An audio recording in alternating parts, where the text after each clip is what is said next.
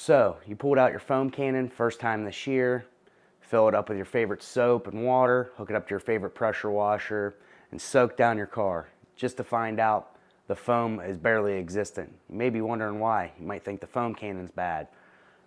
Don't throw it away. I'm going to show you today. There's a little screen in there that we're going to clean out or replace. That should fix the problem. Stay tuned.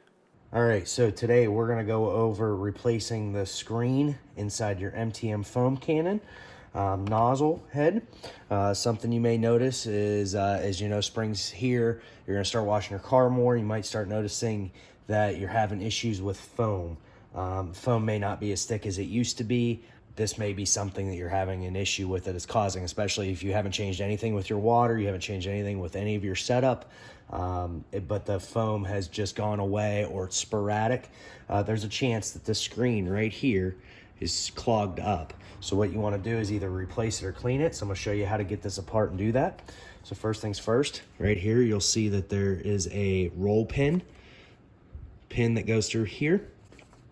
You're going to want to take that out. So what I do, so I'll turn it, go this way, right here, punch, hammer, tap it out. Once you get it most of the way out, grab yourself a pair of pliers, just give it a little bit of a turn, wiggle back and forth. Try not to mess up the end because you do got to reuse this. There we go. Set that off to the side. This end will pull off. Be very careful because there are O-rings here you can damage. If you do, I'm sure you can replace or get replacements online. Then in here, sometimes this may stay in there, sometimes it may be right here. So what I want to do is I want to get this out. All it is a piece of plastic. There's an O-ring on it. That's why it stays in there so well. If you can't get it to come out, just get yourself a pair of needle nose pliers. Be very gentle, and it'll come right out. Set that off to the side. Now you'll see down in there, you'll see that screen. That's this screen right here. We're gonna go ahead and pull that out and inspect it. In order to do that, you can see down in the end there, you're gonna take I use a small Phillips screwdriver, really small one that reach down in there. You'll get into the hole, and then you'll have it. You have to give it a little bit of force. Sometimes it might even take a tap or two. It'll fall right out. Here's the old screen here. Yeah, it gives a little bit of a dent. That's okay. That'll be fine.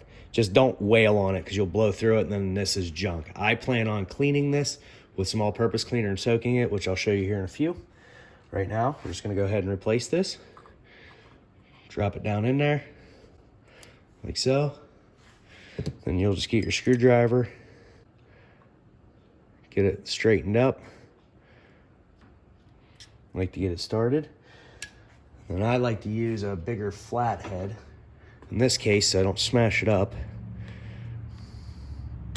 It'll take a little bit of working, but work it back and forth, it'll go right in the hole. Make sure you get it all the way in there. There you go. See, there's the replacement.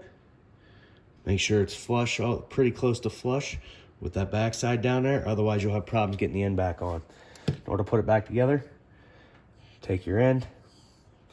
I like to put this one down in here. It's easier to deal with. Drop that there. And I've got a little bit of brake buster here. This is probably not the recommended idea, but I don't want oil in here. I'd rather just use the cleaner I'm going to use. So if you're putting soap in yours, just use whatever soap you have as a lubrication. Put it on all the O-rings. So when you put this on, you don't crush the O-rings. Line up your hole again. So you're going to want the line pointed up in line with your control knob. And then just watch. There. And then it slides right back on. Reverse. Put the roll pin back in.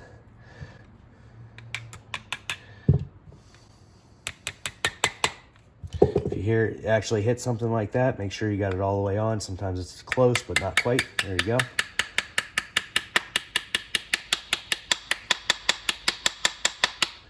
There you go. That's how you fix if you've got bad foam. Now, something I like to do with this old screen here, if you're having problems with it, rather than purchasing another one, you may be able to try to clean it out. So something I like to do is take a little bit of mixed up all-purpose cleaner. I've got an old Cool Whip container. Use whatever container you want as long as it's clean.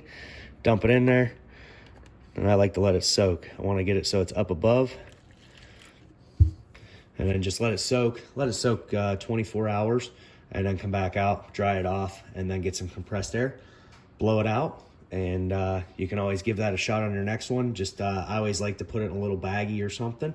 Mark it clean, today's date, and then you know if you've got a bunch of them, you've got a used and a new bin. So if you stick it in and it doesn't fix it later on, maybe it's that screen still plugged up. But that's a way you can do to clean them up every once in a while. So greatly appreciate it. Stay tuned for more.